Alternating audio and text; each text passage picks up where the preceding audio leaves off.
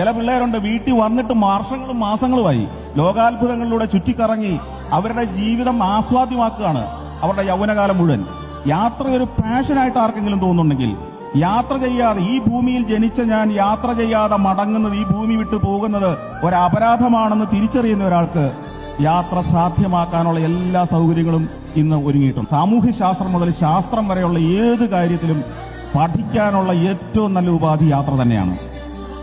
ഒരു യാത്ര കഴിഞ്ഞ് വരുമ്പോൾ, നിങ്ങളൊരു യൂറോപ്പ് ടൂറ് അല്ലെങ്കിൽ ഒരു ആഫ്രിക്കൻ ടൂർ കഴിഞ്ഞ് വരുമ്പോൾ, ഒരു 30 ദിവസത്തെ യാത്ര കഴിഞ്ഞ് നിങ്ങൾ തിരിച്ചു വന്നാൽ നിങ്ങളൊരു 12 വർഷം ഒരു വിദ്യാലയത്തിൽ പഠിച്ചതിന് തുല്യമായ അറിവോ അതിലേറെ അറിവുകളുമായിട്ടാണ് തിരിച്ചു വരുന്നത്. നമ്മുടെ ജീവിത വീക്ഷണം മാറുകയാണ്. യാത്ര ചെയ്തയാൾ ഇന്നലെ ജീവിച്ച പോലെ അല്ല നാളെ ജീവിക്കാൻ പോകുന്നത്.